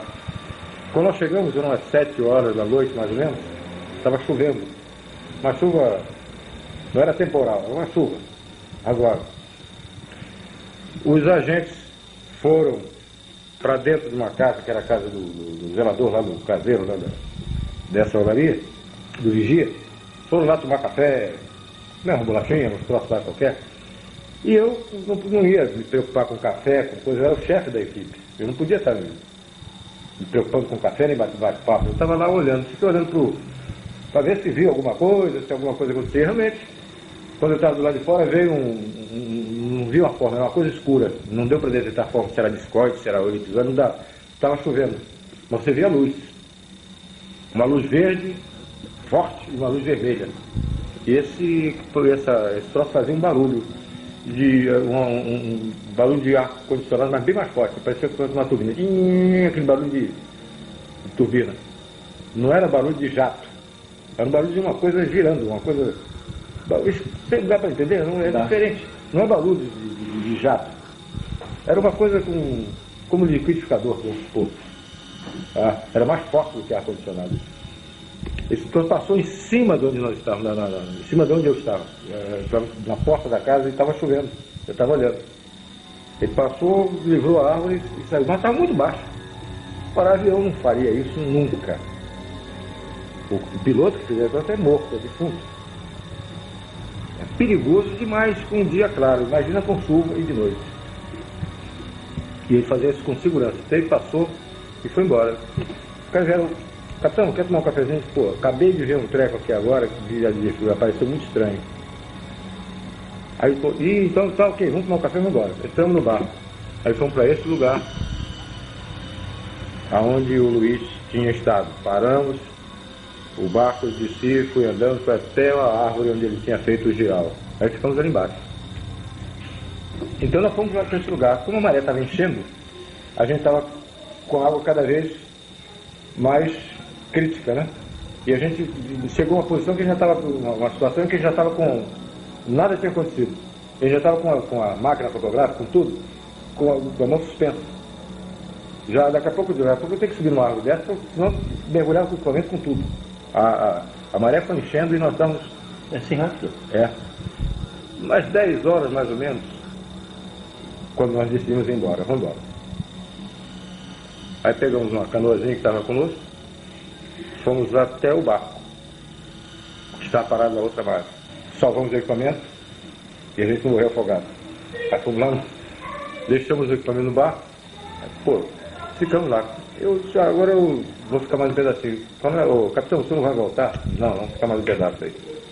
Umas 11 horas. Nós ficamos conversando, distraindo, fumando cigarro e tal. E lá no fim, o rio afunilava. O rio, nós estávamos numa posição, na margem esquerda do rio, direita do rio, e o rio, a gente viu o rio fechando lá na frente, afunilando lá na frente. A mais ou menos uns 2.000 metros, passou, vinha da esquerda, do norte para sul, cruzando o rio, uma luz muito forte, amarela, âmbar, como um sol, mas muito baixo, em cima das árvores, e cruzou o rio na mesma posição, mais ou menos, onde fica a casa do vigia, onde eu tinha visto a primeira coisa. Passou da região de vigia. Do vigia da olaria. Do vigia da olaria. Tá? Dessa olaria do Coifa. Aí passou muito baixo. Iluminava o rio. Aí foi filmado isso. E no filme aparece ele tremeluzindo. Uma coisa assim. Uma luz que eu não sabia. Como se fosse uma chama esquisita. É. E aparece o rastro dela, a luz dela no rio. Foi filmado isso. E foi bem filmado. Quando você tinha um documento desse gênero, uma filmagem espetacular como essa, isso não ia para Brasília? Ainda não. Ainda era retido lá no comando aéreo? Ficou depois é que a Brasília solicitou isso. Eu não acredito que o Brasil não acreditava muito nessa história, não. Tá? O Brasília achava que era o quê? Não sei. Meia dúzia de tanta coisa se fala. Biruta no meio do mato, pesquisando. Eles não queriam se expor, né? Talvez isso é um negócio, a gente vai dar crédito a uma coisa dessa e tal, mas tinha colegas deles lá. Isso que os caras estão fazendo. Será que é verdade isso? Bom, isso foi 11 horas. A gente registrava a hora, a altura, direção, essas coisas todas que tinha que se preencher o relatório. Esse agora mesmo é que eu não saio daqui. Agora nós vamos ficar. Nós não tínhamos levado comida, não tínhamos levado café, não tínhamos levado nada. Água, nada. Aí o Luiz se propôs a ir à casa dele, um casebre na beira do rio, para fazer um café, trazer alguma coisa, pão, bolacha, sei lá o que fosse, para que a gente pudesse ficar mais à noite, beber água e tomar um cafezinho, um negócio. Aí ele saiu com um barquinho e tinha no meio do rio uma ilhota. Não tem mais do que 15 a 20 metros de largura, não, mas é muito comprida. Parecia submarino no meio do rio. Tá? Tem vegetação. Ele veio, saiu com o barco e desapareceu nessa ilha. Nós não vimos mais o Luiz. Ele foi remando uma canoazinha, uma pirogazinha pequenininha. Ele saiu com um garotinho, um menino de 9 anos, que foi com ele, foram remando, desapareceu do rio. Nós não vimos mais. Logo que ele desapareceu, não demorou muito, eu estava em pé, em cima da tolda do barco, e os agentes conversando, mas era o chefe, não podia estar me dando a luxo de estar tendo essas facilidades. Eles estavam lá à vontade, quem comandava era eu, então eu tinha que estar a risco. Veio do meu lado esquerdo, eu estava de frente para o fim do rio, para o começo do rio, aliás, de onde nós vimos, da olaria. Do meu lado esquerdo vinha uma luz muito forte, a mesma luz amarela muito forte. Eu vi aquela coisa se aproximando e fiquei quieto. Depois que eu vi que era muito forte e que estava continuando vindo na direção, eu chamei a atenção dos agentes. Olha lá, aqui é direito. Os caras olharam, prepararam máquina fotográfica, filmadora, tudo. A coisa veio, mas estava baixo. Estava uns 200, 250 metros. Não estava muito alto, não. Passou em cima da gente. E quando chegou perto, na margem do rio, apagou aquela luz amarela, aquela luz forte, amarela, aquele sol amarelo, que a gente não via forma, só via luz. Apagou, de repente. Aí nós vimos uma forma estranha, uma forma de uma bola de futebol americana, aquela bola de ponta, tá? Aquela bola de futebol americana, muito grande, e como se fosse esse abajur, translúcida, tá? Só que tinha janelinhas no meio. Toda a extensão dela tinha janelinhas. Eu não vi ninguém atrás daquela janela. Mas que tinha janela, tinha. Tá? E era uma coisa muito grande. Mais ou menos uns 100 metros. Bem grande. Uma bola de futebol americana grande passando em cima da gente. A baixa altura. E fazia um ruído estranho. fazia um ruído de esse ar-condicionado. Quando ele passando devagar em cima da gente, de propósito, devagar, bem devagar. A máquina filmadora estava acionada e o mecanismo dela faz um ruído. Eu pedi que o agente que estava mexendo, estava filmando, que ele parasse de filmar. Porque eu queria tirar dúvida. Eu não queria confusão desse ruído da máquina com o ruído que eu estava ouvindo. Aí ele bati no japonês, eu falei que o cara era japonês, bati no japonês e ele parou. Um é Flávio, o outro é japonês. Ele parou de... Você está ouvindo? Ele estou. Era esse barulho da catraca. Tinha um barulhozinho desse esquisito lá no meio. Tá? No meio desse barulho, esse oscilante. Tá? Aí ele continuou filmando, fotografando e tudo. Essa coisa passou, foi embora. Entrou no rumo do continente, do lado de Belém, foi embora. Não desapareceu, foi embora. Tá? Aí, bom, agora piorou, agora mesmo só sai daqui quando vi mais coisas, porque agora está pintando que pode acontecer mais alguma coisa na frente. Era mais ou menos, isso foi 11 horas, 11h30 por aí. Tá? No relatório está a hora certa, eu já faz tantos anos, mas era em torno de entre 11 horas e meia-noite. Tá? Nós começamos a conversar, a comentar, pô, mas que troço esquisito, você viu janelinha? Aí veio a história de detalhamento, pô, mas que tal, parece uma bola de futebol americano, parece, pô, não sei o que, tudo bom. 1h da manhã, entre 1h30, no relatório está preciso isso, ela veio acompanhando a mesma luz, só que não era mais âmbar, né? Era uma luz azul, muito forte. Ela veio acompanhando a lateral, a margem do rio oposta onde nós estávamos. Ela veio acompanhando e a gente vendo, olha ali. Olha lá, e veio. Quando chegou na direção da ilha, ela entrou na direção de Belém. Mas estava muito baixo. Na altura das árvores, passando a copa das árvores. Mas uma luz muito grande, um troço enorme. Essa foi a situação mais complicada, o caso mais extraordinário que o senhor viu dentro do projeto da Operação Prato? Foi. Ela aproximou, ela entrou para o Belém, depois ela voltou na nossa direção. A gente estava vendo que tinha uma luz lá embaixo, através das árvores, a gente via que aquela luz tinha penetrado pela mata dentro. Mas ela voltava na nossa direção. Ela veio e ficou postada na nossa frente, na outra margem do rio. Sabendo o que vocês queriam.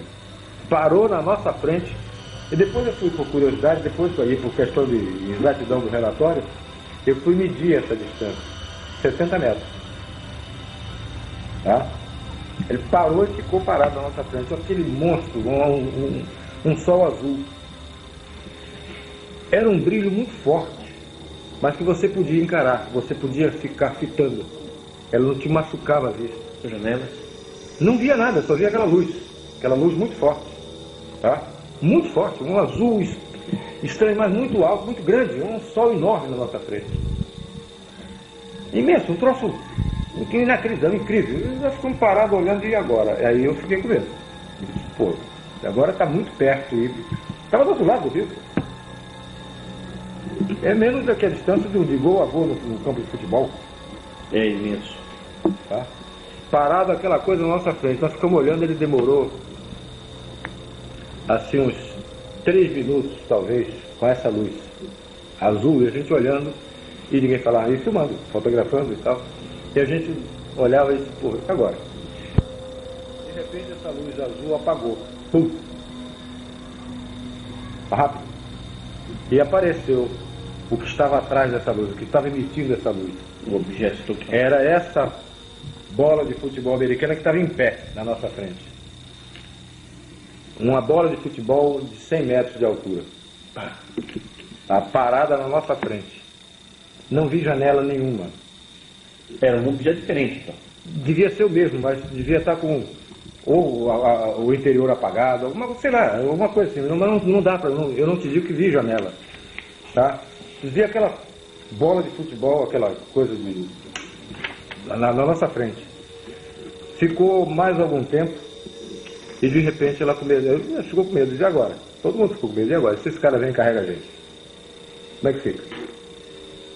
Ninguém sabia o que ia daí para frente, o que ia acontecer. Coronel, o senhor está falando que esse tipo de ocorrência que o senhor está me descrevendo, que acontece na Amazônia, não é uma coisa comum em muitos lugares do mundo. Não.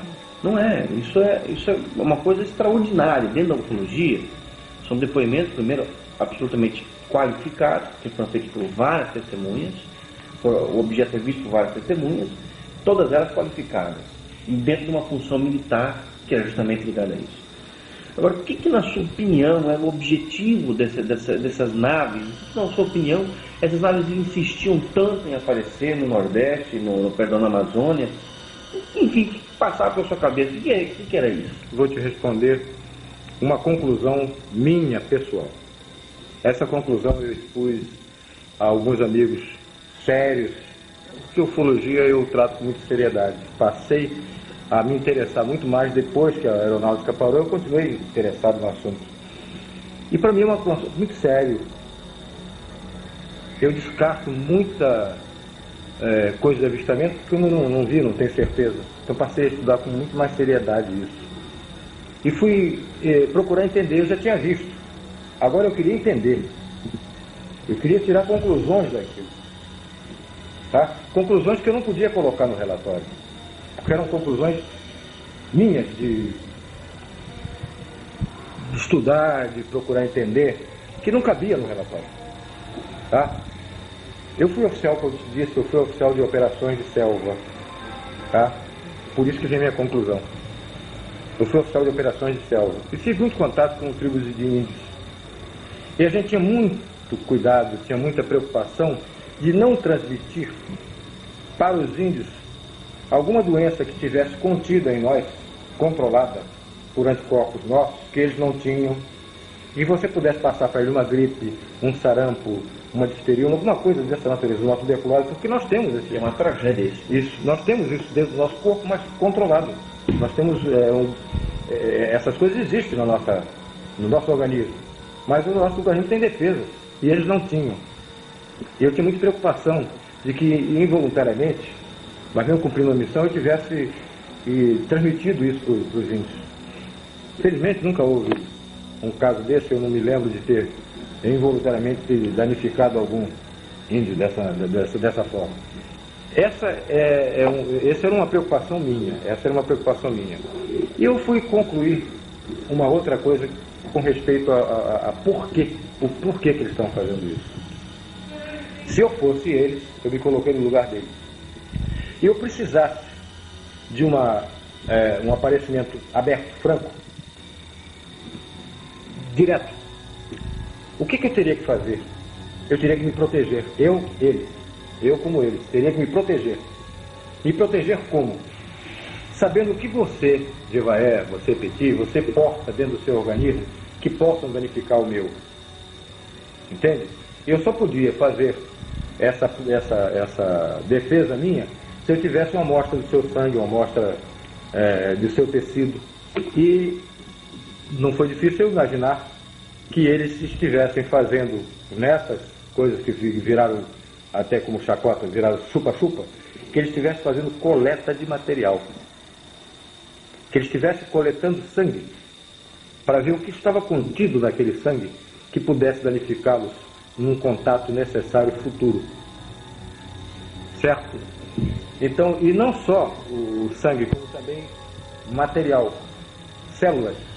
Eu não sei o que essa luz com alta energia, o que ela podia fazer, se ela podia transportar esse material também. Partículas do corpo, pedaços do corpo, tá? Que pudesse ser mais tarde analisado por eles. Ou talvez até hoje está em moda esse negócio de clonagem. Uma partícula que tivesse DNA que eles pudessem fazer uma repetição. Isso já é recente. Na época eu não pensei nada disso. Tá? Mas pensei que eles estivessem coletando material para se defender, num contato que tivesse necessidade de fazer um contato próximo e que pudesse ser danificado por alguma Agora, doença. A população da região ribeirinha, toda aquilo, imaginava como uma agressão. a intervenção deles, né? Claro, eles se imaginavam como se você estivesse sendo atacado por algum ser maldoso, assim, tipo um vampiro, um morcego, uma coisa dessa, Eles que tivesse pensavam em para coisas do danificar. mundo? Não, pensavam que eram chupa-chupa, que eram coisas que vinham de fora, de outro planeta, e já estão vendo, eles viram formas, viram luz, eles viram formas antes de mim. Eles viram as naves antes de mim, eu passei muito tempo para ver. A população ribeirinha dessas regiões chegou a se armar para se defender desse tipo de fenômeno? Eles usavam foguete, andavam armados, eles andavam com arma, essas espingardas de cartucho, espingarda de caça, eles usavam sim, atiravam até. Vocês documentaram isso através da Operação Prato? Foi relatado isso. Eles andavam armados, alguns até atiravam, e outros diziam, não faça isso, porque o próprio padre dizia, não há finalidade nisso aí. Você nunca vai fazer nada. Então, esse que tentou, apontou uma arma, ficou uma semana, 15 dias, dormente, imobilizado na rede. Coronel, essa experiência que o senhor acabou de descrever, teve alguma influência, alguma alteração na sua vida, na sua forma de pensar o mundo? Isso já foi no finalzinho da Operação Prato? Da aeronáutica foi. Até onde a aeronáutica mandou interromper, logo depois, não demorou muito, logo depois ela foi interrompida. Esse relato foi passado ao meu comandante e foi dito como foi a coisa. Depois o filme foi revelado e foi visto no auditório, cine, auditório do QG. Vários oficiais viram. Nós tiramos... Qual foi a opinião deles? Não tinha dúvida. Uma coisa interessante é que nós tiramos de step by step do filme passado devagarinho, tá? Essa forma em pé, isso nós não tínhamos visto, não deu para ver, nós não tivemos noção disso. Nós só vimos ver depois da impressão da emoção fotográfica. Essa coisa tinha no alto, no topo, uma porta de avião, um Boeing, uma porta aberta, não vi ser nenhum dentro. Na fotografia não aparece ser nenhum dentro, mas aparece um facho de luz na nossa direção, para o barco onde nós estávamos. Dessa porta, alguém focando alguma coisa na nossa direção. Tá? Mas isso a gente não viu.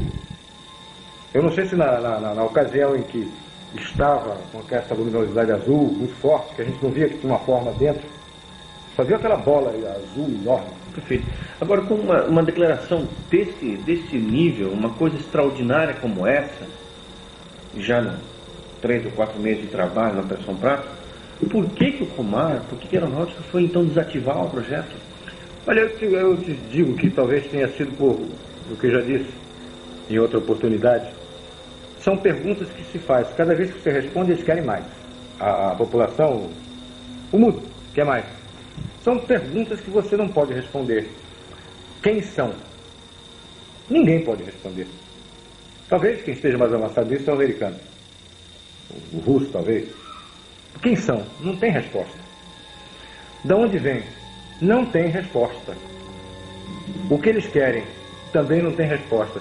Essas 3 perguntas que vão ser feitas, que ninguém pode responder e que esvazia o assunto, desmoraliza até a instituição, a Força Aérea, o governo brasileiro. Mesmo assim, não compensaria a Força Aérea manter o projeto em busca dessas 3 ou outras respostas? Não compensaria manter? Por que fechar o projeto? Se eu fosse o comandante, se eu tivesse mando, eu continuaria. Eu obedecia. Eu obedeci mandar parar. Como é que foi essa ordem? Chegou e olha, mandou parar? Cancelada a operação. Tá bom, satisfeito, cancelada a operação. E você bateu continência, acabou, tá certo? Tá bom. Para a aeronáutica, para mim continuou. Você continuou fazendo vigília? Também. Mas aí já fim de semana, quando eu podia. Essa conclusão sobre a coleta de material, fazer um antídoto, uma vacina, uma solução sorológica que inibisse qualquer incidência de qualquer moléstia no corpo desses alienígenas, a partir do sangue ou do material colhido do corpo humano, tá? Ela foi, numa ocasião, foi exposta quando eu visitei o Rafael Semperi em São Paulo. Depois de uma longa conversa, a minha opinião foi colocada para o Rafael Semperi. E o Rafael me disse, olha, essa foi a explicação mais lógica que eu ouvi a respeito Eu desse também chupa-chupa. concordo. Tá? Também concordo. Porque o que eu ouvi era agressão. E não me parece agressão. Ele disse, não foi agressão de forma nenhuma. Foi pesquisa. Para mim foi pesquisa, foi coleta de material. Agora, coronel, o senhor... Foi a mesma posição que foi colocada para o Jacques Vallée, e ele agradeceu e disse, olha, foi a explicação mais lógica que eu entendi, do que eu ouvi até agora. Agora, depois que a operação foi encerrada, o material permaneceu em Brasília. O material que vocês coletaram deve ter sido muita coisa. Não, a operação permaneceu em Belém. vai permanecer em Belém. Várias vezes eu tentei escrever um relatório final. Porque o relatório era parcelado, caso a caso, tá? Por exemplo, uma noite aconteceu 3 vezes. Então tinha que ser feito um relatório englobando Final. isso e um relatório final. Eu várias vezes tentei escrever e o que eu escrevia eu achava que em Brasília iam me chamar de louco. O que eu ia escrever é o que eu vi. Quem ia ler não estava lá, não viu, ia me chamar de louco. Essa bola, esse troço todo, essas coisas todas, eu achei que eles iam me chamar de louco. Agora, mesmo depois do encerramento da Operação Prato, você continuou pesquisando, investigando, fazendo suas vigílias, como é que foi isso? Aí teve alguma outra experiência interessante? Teve.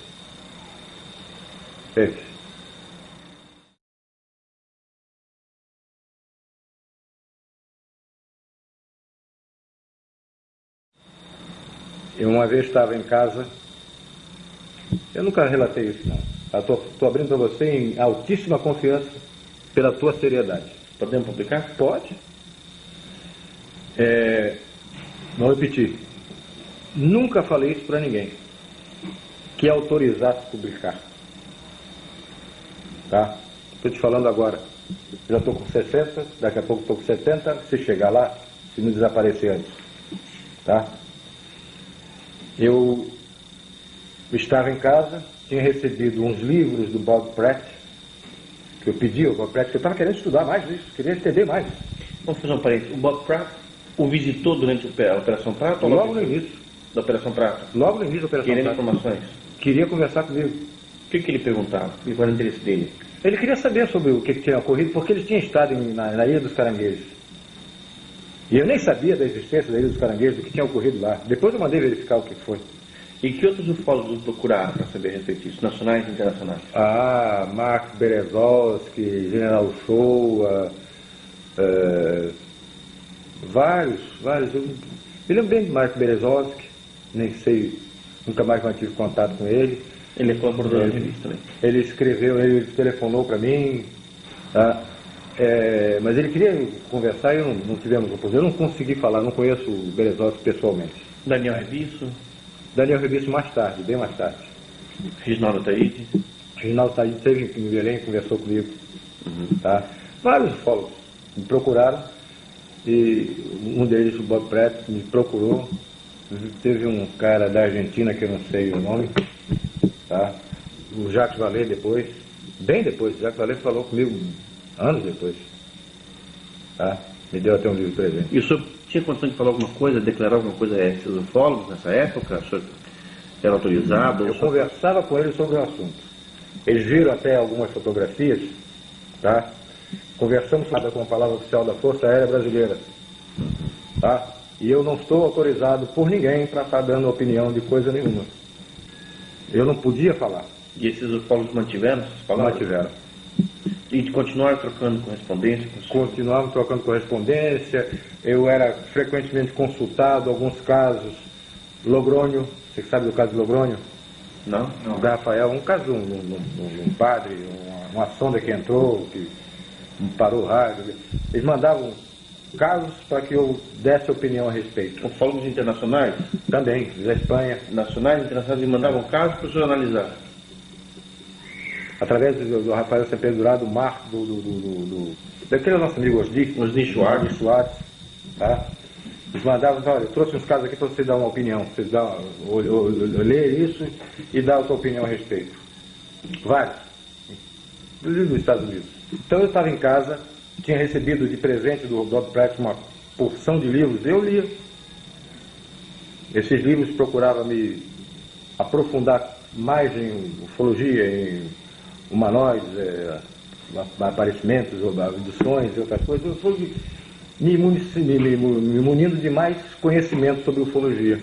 Estava interessado, já não tinha mais na Força Aérea. Era assunto meu. E um dia eu tinha colocado numa estante, morava na Vila Militar, bem distante da rodovia. Esse detalhe é importante porque não tinha trepidação de carro. Era uma Vila Militar, passasse era um automóvel, um carro de passeio. Tá? E os livros estavam colocados, empilhados, um em cima do outro, na minha estante. Eu estava deitado e não estava lendo ufologia. Nesse dia eu estava lendo um outro livro, de Rosa Cruz ou maçonaria, eu não me lembro que era, mas um livro que não tinha nada a ver com ufologia. E minha filha, essa que está aqui em casa, ela está aqui, ela era pequenininha, estava lendo uma revistinha de criança, da minha cabeceira. Eu estava deitado na cama lendo, e ela estava sentada na minha cabeceira, no chão, e se deslocaram, como se tivesse sido pegados assim a pilha, e se deslocaram e caíram no chão. Inteiros, a pilha inteira, empilhados.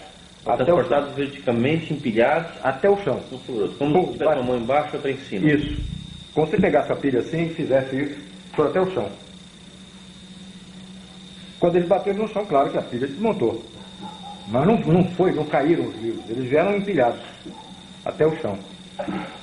Bateram no chão e minha filha se assustou. Daí ela que está aqui. Ela se assustou. Mas, pai, que engraçado. Ela até a expressão de criança, pai, que engraçado. Como é que o livro caiu? Nessa mesma altura do acontecimento, minha mulher estava embaixo, preparando uma madeira das crianças. Eles mamaram até muitos anos. Tá? Ela estava embaixo preparando uma madeira deles. A mesma coisa aconteceu lá embaixo, só que com uma bandeja onde tinham copos e talheres. A bandeja saiu, minha mulher sozinha lá embaixo. A bandeja saiu voando da pia, voou pela cozinha e caiu. Pum! Não quebrou um copo, mas fez barulho. Eu ouvi aquele barulho de louça caindo e me levantei. Antes disso, eu tinha até brincado. Quando ocorreu, logo que caiu essa pilha, foi logo depois que aconteceu esse troço lá embaixo. Eu até brinquei. Peguei os livros, botei no lugar, peguei a pilha de livro, botei no lugar, para não assustar minha filha. Eu até brinquei. Falei, vocês estão querendo que eu leia, eu vou pegar um livro aí e vou ler. Abri um livro com uma página qualquer e fui ler. Logo que eu estou abrindo o livro, aconteceu isso lá embaixo, na minha casa. A bandeja saiu voando e caiu. Pelo barulho, eu pensei que tivesse machucado alguém, que a minha tivesse cortado, porque tinha barulho de louça batendo. Eu tinha uma escada, era no caso, 2 andares. Eu ia descendo quando ela vinha subindo com os olhos arregalados. Aí eu não fico mais lá embaixo, não. Eu disse, o que era? Não sei, saiu a bandeja voando e caiu. A bandeja não tinha por que sair da pia. É onde você coloca prato todo dia, em copos e não sei o que, toda hora. Ela saiu voando e foi parar no meio da pia, da cozinha. Eu disse, pô, não entendi. Juntei a bandeja e botei no lugar. Aí levei um copo d'água com a minha mulher e tal, tudo bem. Logo em seguida, uns 2 ou 3 dias depois, ela já estava dormindo, eu estava deitado. E estava fazendo uma espécie de desligamento. Fazendo uma mentalização. Pô, estava fora, estava bem desligadão. E era em torno de meia-noite, mais ou menos. Eu estava deitado, minha mulher do meu lado, na cama, e eu estava deitado de lado. Estava deitado assim de lado. De repente, no meu quarto, um clarão muito forte, e um estalido, como se você tivesse ocorrido alguma coisa assim naquela caixa que tem os disjuntores, tá? Como se tivesse tido algum problema ali, aquele estalido muito grande, muito forte. E ao mesmo momento em que iluminou o quarto todo. Eu me assustei, já vi o troço esquisito. E imediatamente após isso, tinha um cera atrás de mim, me abraçando. Até uma situação meio esquisita. O cara me abraçando por trás, eu não gostei muito da história, não. Tá? E tinha um outro na minha cabeceira. Tinha 1,5 m mais ou menos, tipo, vestido com uma roupa parecida com essa roupa de astronauta, essa roupa de mergulho. Volante, neoprene. Então era meio fofo. Não é colado assim, não. Era um troço que, por exemplo, uma pessoa amada parece gorda dentro daquela roupa. Tá? O rosto não vi, mas era cinza chumbo. Tá? Tinha uma máscara como se fosse de mergulho, mas o rosto não dá para te detalhar. Não vi olho, forma de olho, não vi. E eu estava muito assustado. E aquele bicho atrás me abraçando. Me abraçou, me apertou e falou no meu ouvido em português, com um som de... Hoje a gente ouve até nessas... Parece computador. Voz de computador, aquela voz assim, Metalizada. Metalizada, uma voz assim, falando no meu ouvido, disse, calma, não vamos te fazer nenhum mal. E sua mulher nessa história? Continua dormindo. Ela nem sabia de nada. Ele, calma, não vamos te fazer mal nenhum. O cara da Brasília, eu olhei assim, esse baixinho estava aqui na minha cabeceira. Eu estava ao contrário dela. Logo em seguida, o outro estalido e o clarão desapareceram. Eu fiquei muito assustado. Houve alguma situação de perda de tempo? Não me lembro. Não me lembro porque eu fiquei depois raciocinando. Pô, será que eu sonhei? Será que eu... que foi? Um troço esquisito. Mas 2 vezes eu estava... Quando ele acordado do primeiro estalido, pulo o segundo estalido. E essa troço todo, eu digo, porra, eu não entendi. Eu não me lembro se eu desci para beber água. Eu acho que eu desci e fui beber água. Um troço desse qualquer, foi tomar risco, sei lá que porra. Não, esse tipo de coisa incomodou nos dias seguintes? Não, no dia seguinte... Voltou a acontecer? No dia seguinte, não. No dia seguinte, eu fui pro quartel. Minha mulher sempre fechava o portão da casa. Por causa dos cachorros, por causa das crianças. Eu saía com o carro de ré. Quando eu saía, ela fechava o portão. Então ela me acompanhava até o carro. Eu entrava no carro, me despedia dela. Saía com o carro de ré. Ela fechava o portão e eu ia embora pro quartel. Eu tinha, nessa época... Tem um fato relativo a esse carro de novo. Eu tinha um Alfa Romeo azul marinho. Eu fui meter a chave no carro, o carro estava na garagem, meti a chave no carro, na porta do motorista. Quando eu cheguei perto da porta, a porta do outro lado abriu. E minha mulher estava vendo, ela ficou assustada. A porta do outro lado abriu, sozinha. Eu não tinha tocado no carro. Eu estava com a chave, fui chegando perto. Quando eu fui para abrir o carro, a porta do outro lado abriu. Pá! Só foi. Abriu. E minha mulher ficou olhando, já tinha acontecido esse negócio de noite. Do livro cair, da bandeja sair voando pela cozinha. De manhã a porta do carro abre sozinha.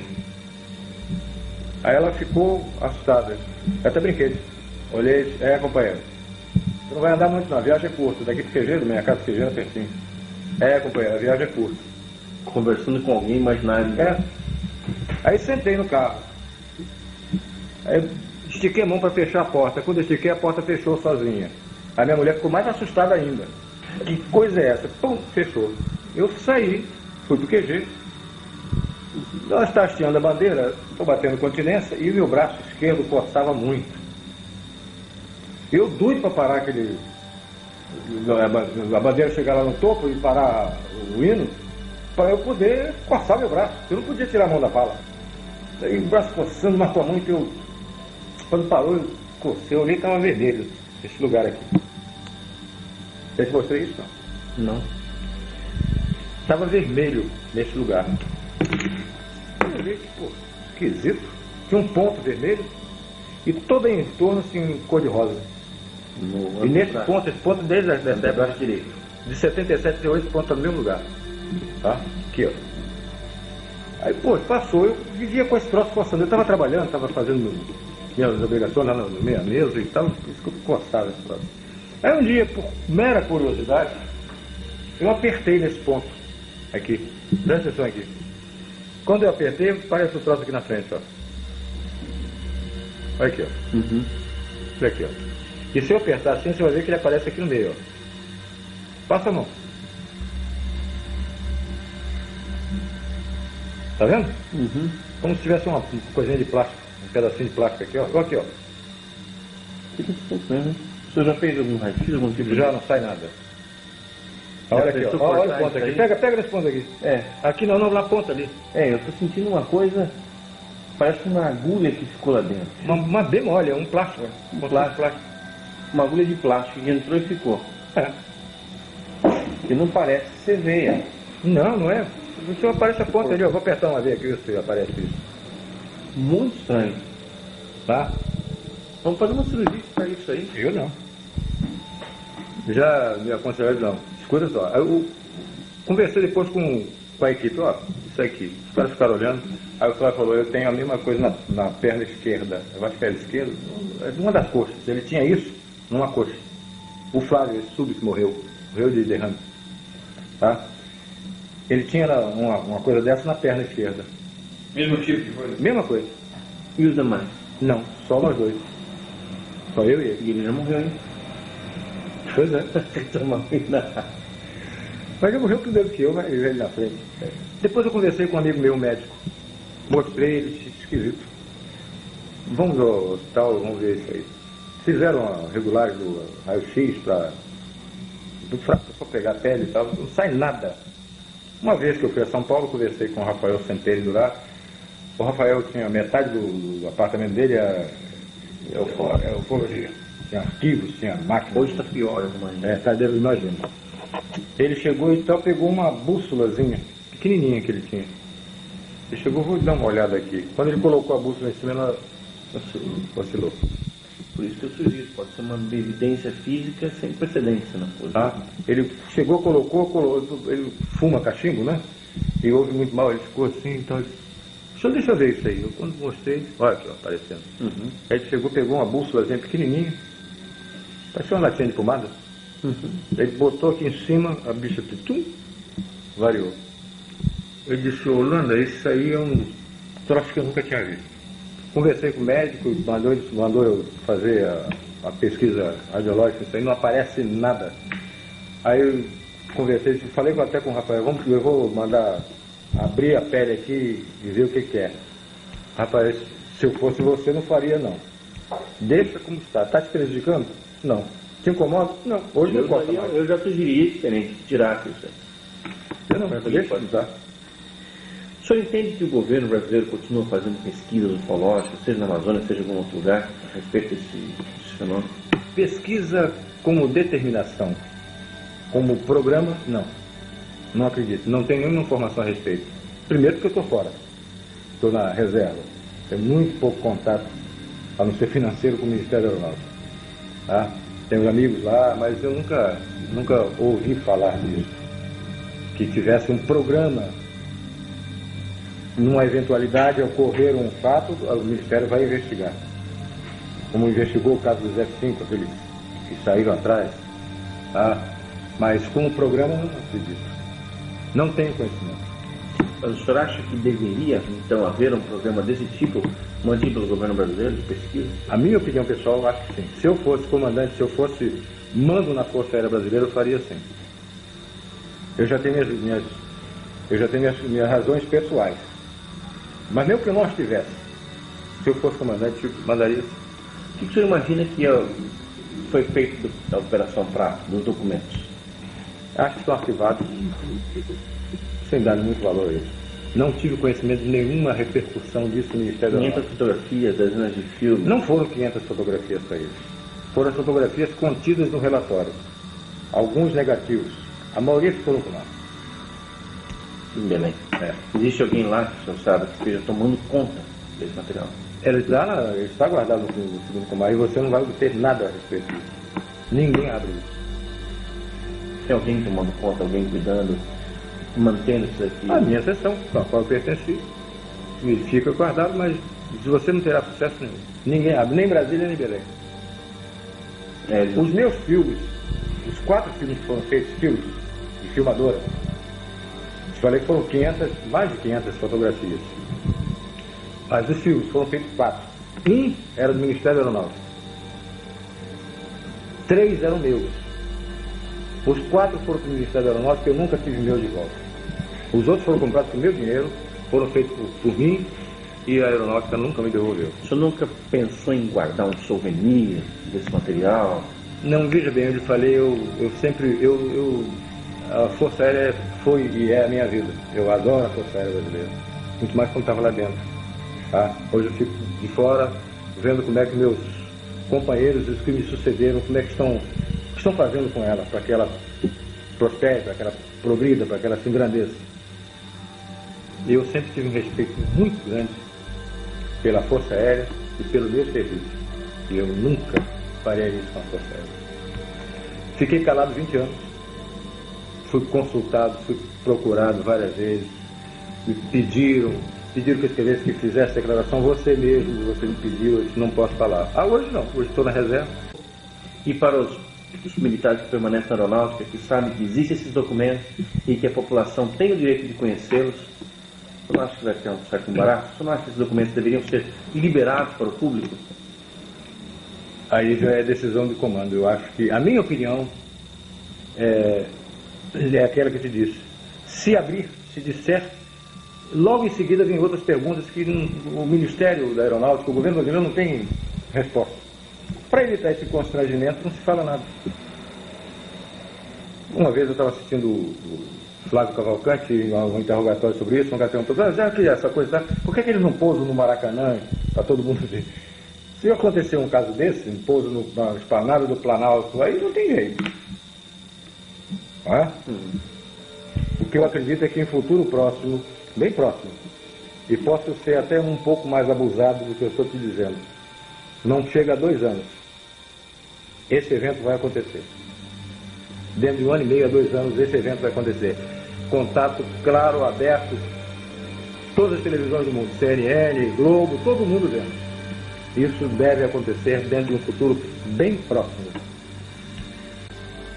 Você entendeu a minha posição? Antigamente não dava, eu ficava... Perfeitamente. Falasse qualquer coisa, isso... A primeira coisa que chegava o ministro, se chegasse a pública, a televisão, se eu tivesse o descanso de chegar na televisão e dizer, eu vi porque não sei o que, alguma coisa assim. O ministro chegava na televisão e disse, o coronel não está, o capitão não está autorizado a falar, não há nenhum crédito da Força Aérea a esse assunto, e eu ficava numa situação muito de babaca nessa história toda. Bom, o capitão não está autorizado, não tem nenhum valor a declaração dele. Hoje eu sou da reserva, eu sou... Vou falar o que quiser. Pode me prender que eu estou morrendo de rir.